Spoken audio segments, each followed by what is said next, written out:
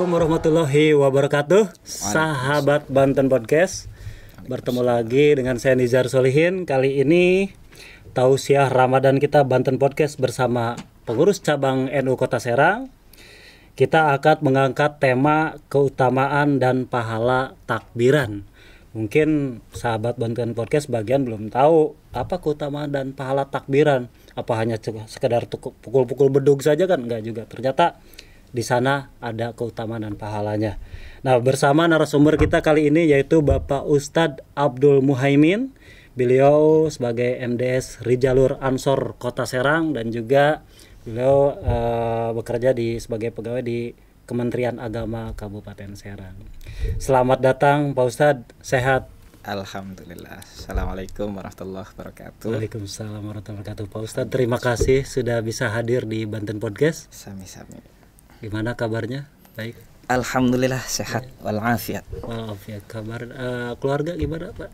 Alhamdulillah berkah. Berkah. Insyaallah. Pak Ustadz udah menikah kan? Belum dua kayaknya. Oh belum dua. Wow. Boleh nih. Berarti ada wacana ke sana. Pak Ustadz punya anak berapa sekarang? Baru satu. Baru satu. Oh berarti nikahnya tahun berapa? Masih baru ya? 2013 nikah, 2014 baru punya anak. Oh baru satu. Ya. Iya berarti sudah besar ini anak. Anak seumuran 8 tahun. 8 tahun. Baru ya. Kelas 1 SD. Memang sengaja satu nggak mau nambah gitu Pak Ustadz? Insyaallah. Insyaallah. Nambah istri maksudnya? Nambah anak. Oh nambah anak. Pak Ustadz asli mana sih Pak Ustadz? Asli Pontang, sekarang domisili di Cipocok, Kota Serang. Oh aslinya Pontang, Kabupaten Serang. Wilayah Kabupaten Serang. Oh Serang di jodoh.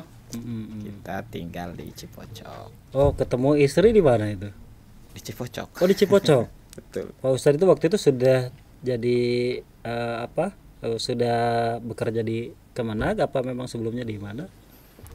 Kalau pertemuan itu belum ada di Kemenag ya, masih waktu itu riwayatnya masih di kepala madrasah di Pontang.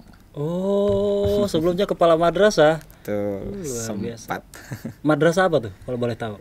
Di Madrasah Doa Al-Islami Pontang. Oh, Doa Al-Islami. Doa itu satu tempat yang disingkat antara Domas dan Wanayasa. Oh, Doa tuh Domas dan Wanayasa. Bisa juga. Iya.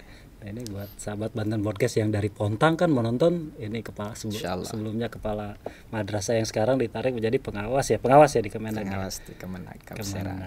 Iya Pak Ustadz. Selama COVID gimana kegiatannya Pak Ustadz? Ini kan kemarin lumayan 2 tahun tuh pandemi. Betul. Kinerja masih tetap berjalan hanya dengan metodenya yang berbeda dengan keseharian sebelum COVID ya. Kalau kinerja selama COVID itu kita itu dibagi 2, ada WFH dan juga WFO. Work from home dan work from office. Jadi kita tidak turun ke lapangan, tidak mantau madrasah secara langsung.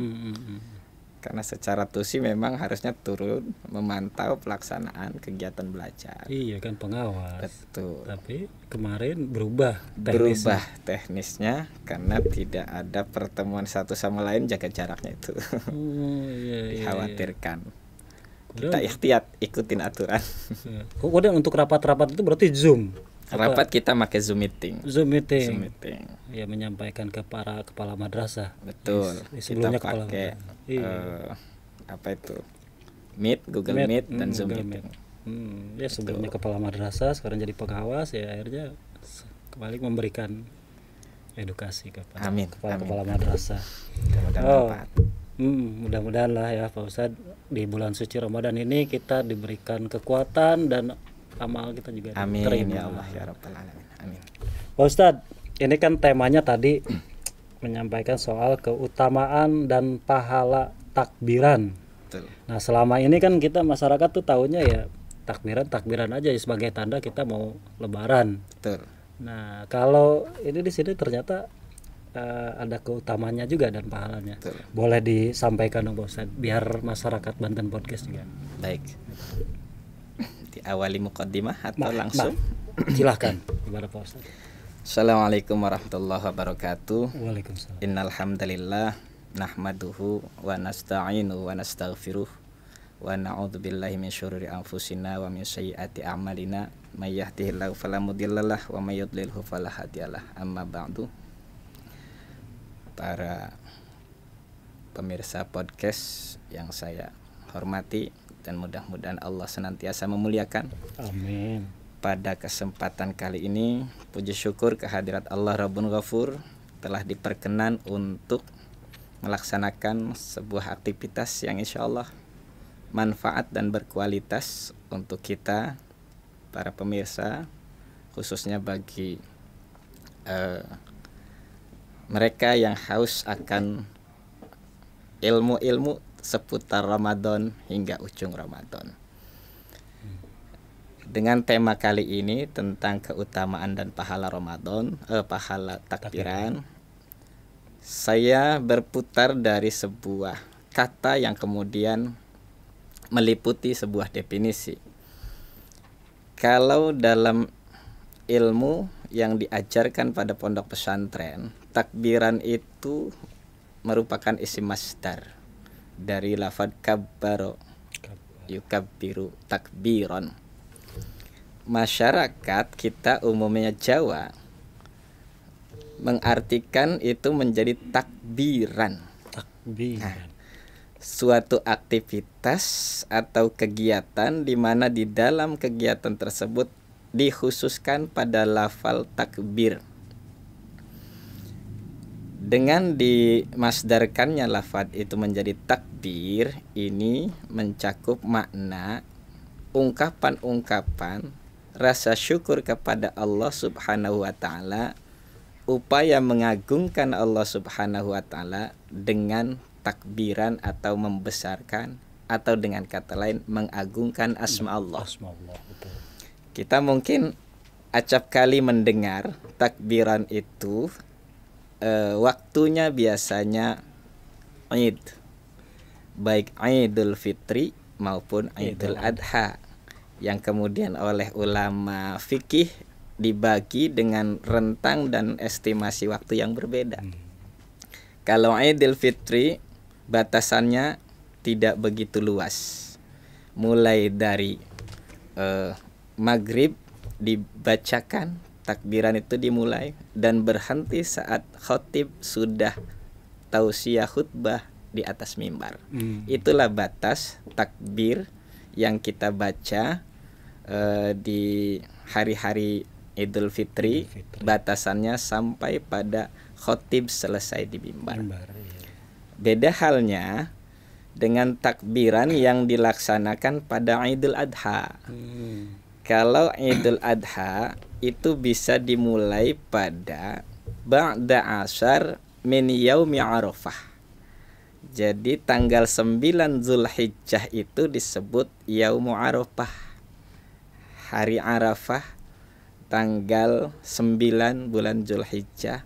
Ba'da asar itu sudah diperkenankan untuk mengungkapkan atau mengumandangkan takbir-takbir membesarkan asma Allah, dan batasnya adalah ba'da asar ayyamut tasyrik, tanggal 11, 12, 13. Di tanggal 13 bulan Zulhijjah ini setelah asar selesailah pembacaan takbiran itu. Adapun pahalanya bagaimana? Wa hukmuhu nadban. Ini yang saya baca dalam kitab fikih, salah satunya demikian, wa hukmuhu nadban, yang artinya hukum melaksanakan atau mengumandangkan takbiran itu adalah sunnah. Takbiran sunnah. Ya, maka untuk menyempurnakan pahala-pahala dari yang wajib yang kita laksanakan, alangkah baiknya kita tambah poin-poin pahala itu dengan pahala mandub, pahala yang sunnah.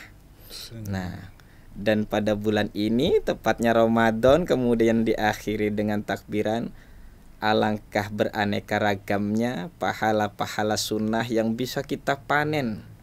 Illa man aba, kecuali orang itu tidak mau manen. Dan pada bulan ini kita luar biasa. Apapun aktivitas kegiatan kita, subhanallah, bernilai ibadah. Bahkan tidurnya saja di bulan Ramadan bernilai ibadah. Dalam tanda kutip. Jangan kebablasan. Jangan kemudian diniatkan tidur ibadah. Bangunnya maghrib. Yang ada beribadah ketiduran, tidurnya dihitung ibadah. Nah, kalau dibalik tidurnya bulan puasa ibadah, akhirnya tidur sampai nunggu buka. Ini juga salah kaprah. Jadi konteksnya sudah berbeda. Nah, adakah syariat yang kemudian dalam takbiran ini anjurannya jelas atau nasnya ada? Dan ini termuat dalam firman Allah, Quran surat Al-Baqarah ayat 185. Di sana di ujung ayat Allah menegaskan dalam firman-Nya, walitukmilul iddata walitukabbirullaha ma hadahum wala'allakum tashkurun. Jadi hendaklah kamu sekalian menyempurnakan bilangan. Yang dimaksud bilangan di sini bilangan puasanya. Puasa Ramadan agar dicukupkan dan disempurnakan menjadi 1 bulan. Jadi bukan terpatok pada 30 hari, melainkan 1 bulan. Karena 1 bulan bisa jadi 29, bisa juga 30. Nah, itu kira-kira hukumnya dan keutamaannya. Bagi kita tentunya semakin banyak kita lafalkan, semakin menancaplah ketauhidan kita. Makin kita zikirkan, semakin mengokohkan keimanan kita, membesarkan asma Allah. Dari itu kita dicintai Allah. Karena satu peristiwa dinyatakan, orang yang banyak menyebut zikir atas nama Allah, insya Allah namanya akan terukir di surganya Allah. Amin. Pada satu kejadian di waktu Mi'rajnya Rasulullah melihat sekumpulan bayangan manusia dan langsung ditanyakan kepada malaikat Jibril, "Ya Jibril, man haula? Siapakah mereka? Kok ada di surga? Apakah mereka itu golongan nabi?" Jibril menjawab, "Bukan." "Apakah itu golongan rasul?" Jibril pun menjawab, "Bukan." "Lantas siapa tuh?" "Ya Jibril, mereka adalah manusia biasa yang dalam hidupnya di dunia melaksanakan 3 amalan." Nah, lanjut.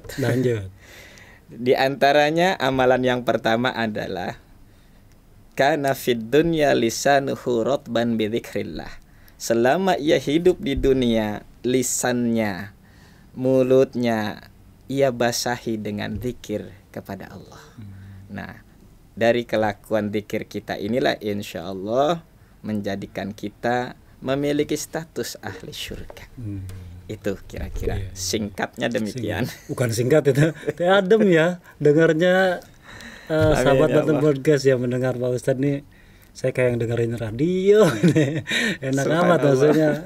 Iya, maksudnya kita jadi ngayun gitu. Jadi untung saya nggak tidur.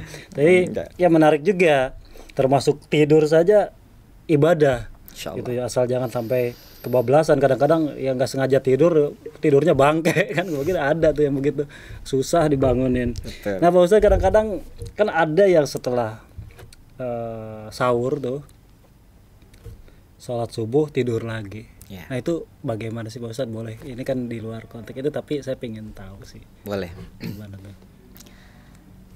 Puasa itu adalah imsak. Imsak bermakna menahan diri dari segala sesuatu yang membatalkan puasa. Maka kita harus tahu dulu apa kira-kira yang membatalkan puasa. Contoh, memasukkan sesuatu ke rongga tenggorokan kita dengan sengaja masukkan, maka itu akan membatalkan puasa. Dan masih banyak lagi. Dan dari indikator-indikator yang membatalkan puasa, tidur tidak termasuk pada kategori membatalkan puasa. Gitu. Jadi kalau tadi ditanyakan bagaimana setelah sahur kemudian tidur, nah itu biasanya nih semuanya nih. Tidak masalah karena Tidak mungkin kelelahan dan Iya, kita juga iya, butuh energi.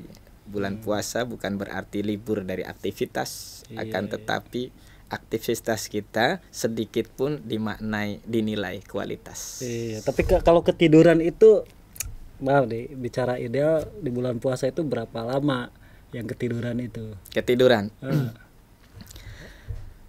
Dari kata tidur itu ada yang memaknai bahwa tidur adalah istirahat yang paling baik. Iya. Dan sababiah orang tertidur itu banyak.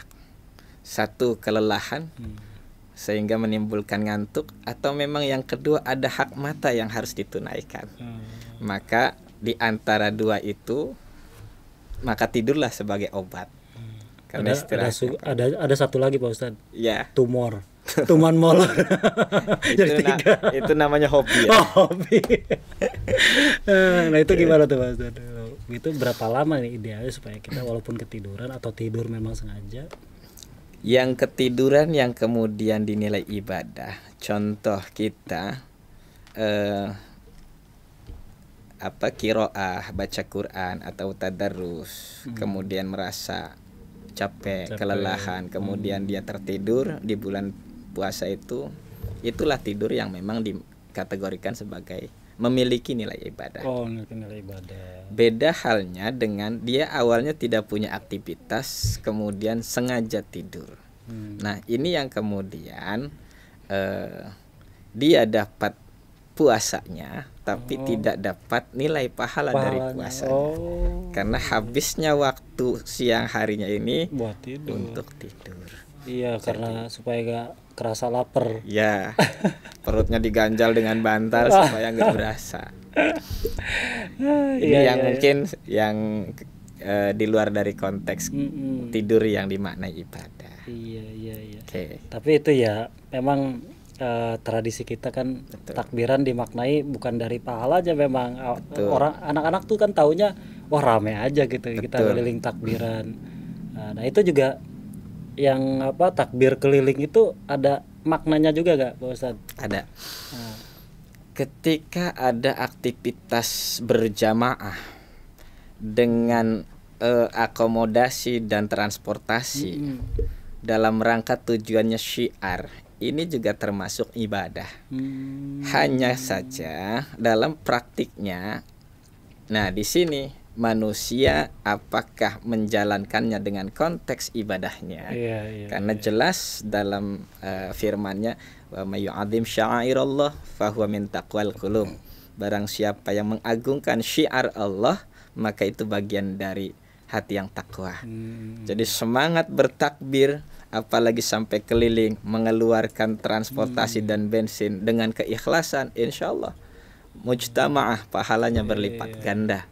Akan tetapi ada juga kemudian yang tumpangan, ikut-ikutan ngeramein aja lah gitu. Ikut-ikutan lah, ngeramein lah. Dan ingat, setiap amal itu dicatat ketika ada niat.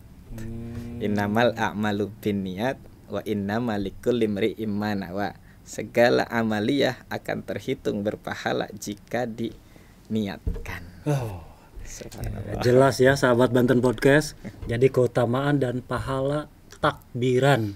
Nah, tadi disampaikan Pak Ustadz begitu jelas, begitu termasuk firman-Nya.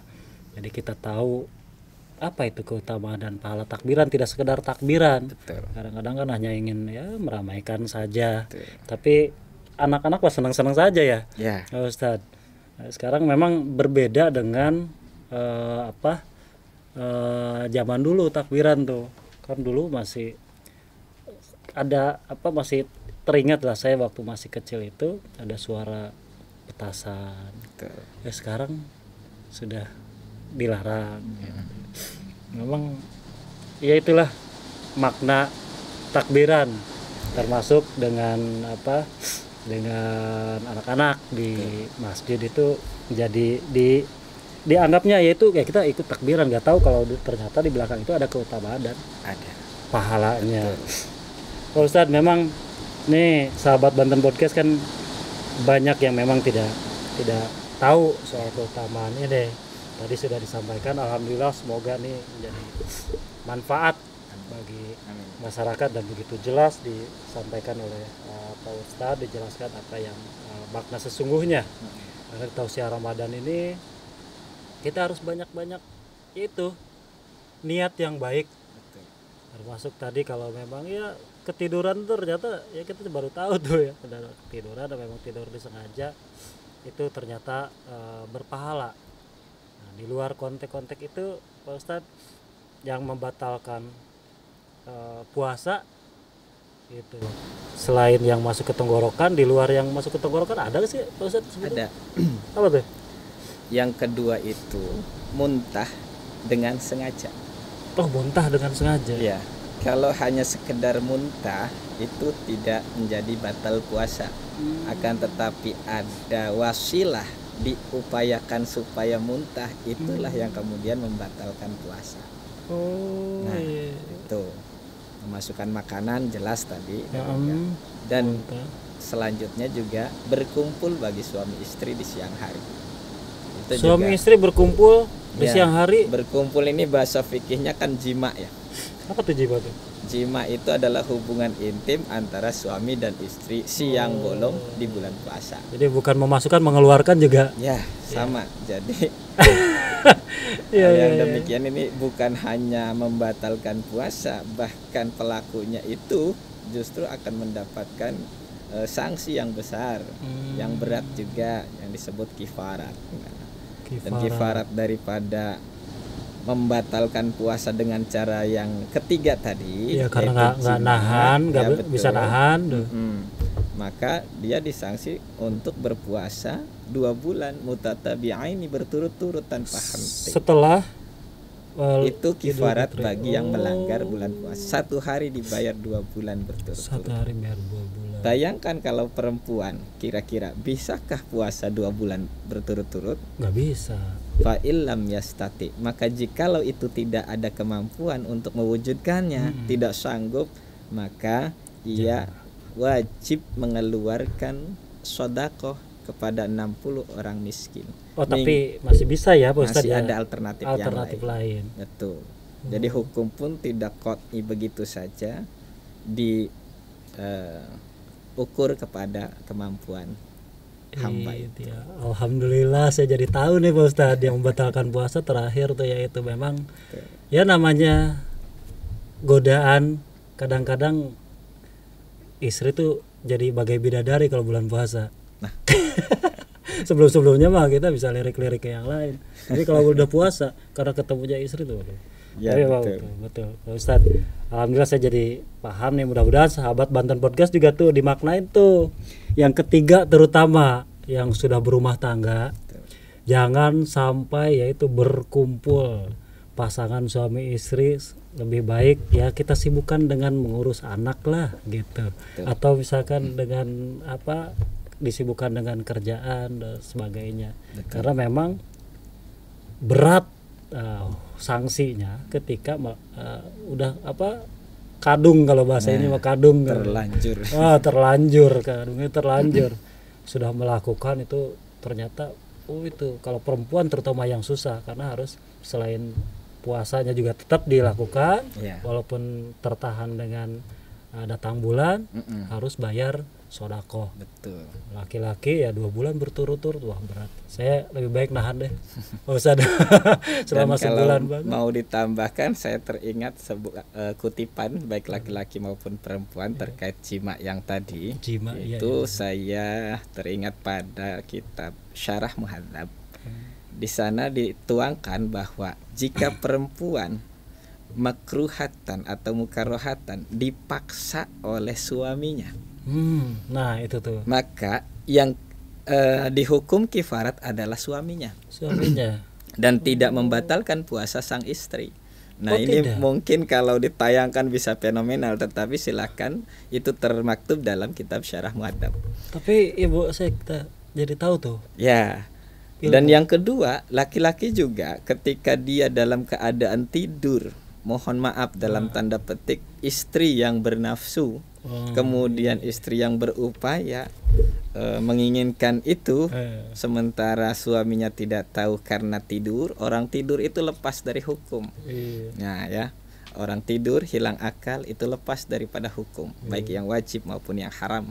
Nah, maka yang batal itu kena kifarat adalah istrinya, dan suami tidak batal. Tapi tidur juga kerasa enak. Allah alam bisawab. Iya, terima kasih Pak Ustadz. Luar biasa. Nih kita jadi melebar dari keutamaan dan pahala takbiran, tapi memang itu sesuatu yang perlu diketahui oleh masyarakat awam, terutama termasuk saya juga baru tahu tadi sanksinya seperti apa dan memang hukum-hukumnya seperti apa. Pak Ustadz luar biasa, mudah-mudahan apa yang disampaikan Pak Ustadz ini bisa sangat-sangat bermanfaat buat saya dan mudah-mudahan juga bermanfaat bagi masyarakat Banten khususnya. Pak Ustadz terima kasih banyak sudah bisa hadir di Banten Podcast. Terima kasih kembali. Mudah-mudahan pertemuan kita tidak sampai di sini. Amin, kita jalin silaturahmi terus dan mudah-mudahan Pak Ustadz bisa hadir lagi nih karena saya gak kerasa nih waktu setengah jam udah 5 menit aja.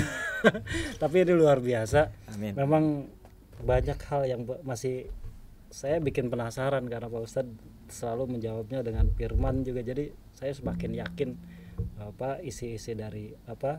isi dari tema kita sekarang ini luar biasa. Betul. Ini akan sangat bermanfaat bagi masyarakat. Jika masih ada waktu mungkin sebagai closing ya. Iya, makanya ini terakhir. Pak Ustadz mohon untuk closing statement kepada masyarakat Banten. Baiklah, untuk takbiran ini bukan semata-mata intonasi yang berupa nada yang ditinggikan, melainkan itu bertujuan sebagai syiar mengagungkan asma Allah yang telah memberikan kenikmatan selama 1 bulan berpuasa, bersusah payah mewujudkan sebuah ibadah yang maha mulia ini, kemudian diberikan satu kesempatan, masih diberikan umur panjang, maka patut kiranya kita sebagai hamba Allah bersyukur sesuai dengan tujuan makna Idul Fitri itu sendiri, untuk bersyukur. Dan dari lafaz Allahu Akbar, Allahu Akbar, Allahu Akbar, sungguh di sana di dalamnya menyimpan wa masiwallahi asghar. Setelah kita mengumandangkan Allah Maha Besar, maka selain Allah sungguh kecil. Demikian. Terima kasih Pak Ustadz. Itulah closing statement dari Pak Ustadz yang betul harus kita maknain bersama-sama. Terima kasih bersama Bapak Ustadz Abdul Muhaimin sebagai MD Sri Jalur Ansor Kota Serang sekaligus pengawas di Kemenag Kota Serang. Mudah-mudahan kita bisa bertemu kembali. Amin, terima kasih sahabat Banten Podcast yang sudah menyaksikan Banten Podcast di tema kali ini. Saya undur diri dulu. Kita ketemu lain waktu. Assalamualaikum warahmatullahi wabarakatuh.